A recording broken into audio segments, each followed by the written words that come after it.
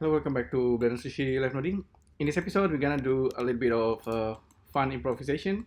So basically, if maybe like someone asks you to create some kind of psychedelic art, and yeah, looking like this spiral, and then you need to make this kind of triangles all along the spiral, and wondering if this is something that's you can do already pretty easily. And the answer is yes, and you can use a stretch of nodes for that. There are actually just a couple of nodes that made exactly for that. So let's say spiral triangle,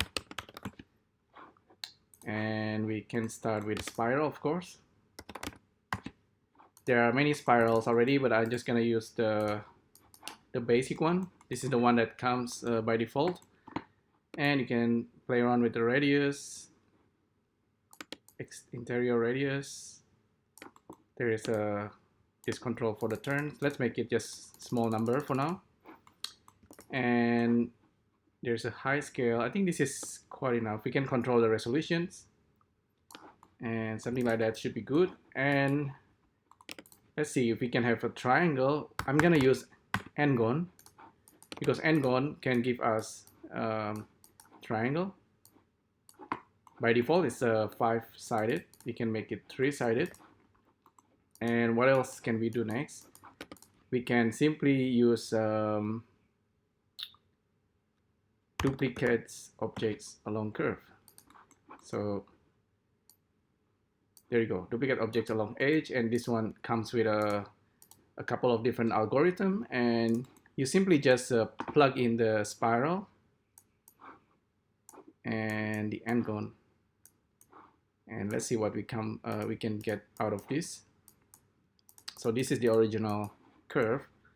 Right click here, connect to viewer draw, and so we get something like this. And let's see, let's observe whether this is already kind of working for us. So this actually gives us kind of like an arrow, and this is maybe what you want, but maybe not exactly. Let me adjust this real quick. I think it is possible to control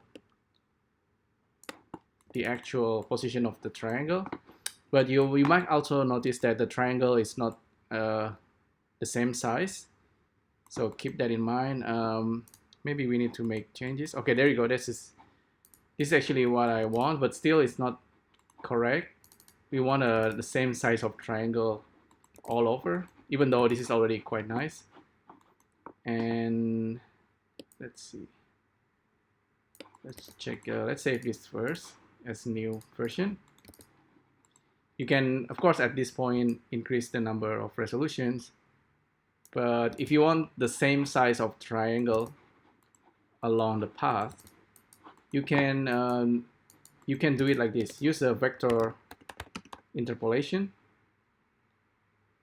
Select the third one because they are all slightly different, and this guy right here can give us a kind of equal distance of edges. So range, create a range float, count between 0 and 1, and then make a bunch of them. And also here we can detach the edge and use a UV connection. So UV connection is good for whatever kind of like a, if you have like a pattern in the U or in the V, you can use UV to get this something like this. And so now we have equally distant edges, so we can simply plug this right there and look at the result.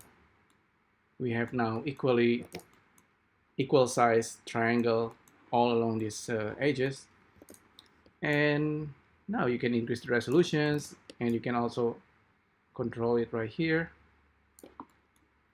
So that's pretty cool, right? And what else we can do? I think there's a lot of different algorithm. Like I said, there's this one right here. Actually, this is kind of nice as well. Kind of wondering if we can just put the edge up there. Like there's actually another node called adaptive edges, and this one might give a different result. So let's hide this, and then with the same edges, we plug in the n-gon and look at the result.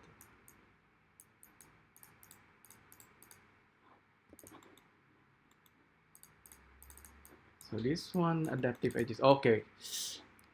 All right. Adaptive edges is not exactly what we. It's not exactly correct for this.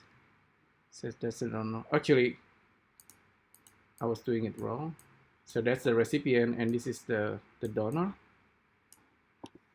There you go. This one gives a slightly different result.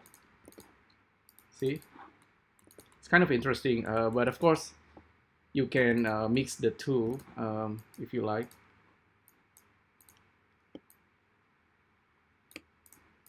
So with this guy, okay. Let's try this then. So that's what I mean. That's what I mean by mixing the two. And you can actually give a different color for each one of the triangles if you like. And maybe that's not something I will cover now, maybe for the next live noding, but you know what to do. I think you can just give like a random color for each one of the triangles. Should be pretty easy. So there you go. That's some kind of psychedelic art, procedurally generated. And, and then you can continue tweaking this setup to your liking. Okay, hopefully you enjoyed this. Let me know what you think, and I'll see you next time. Bye.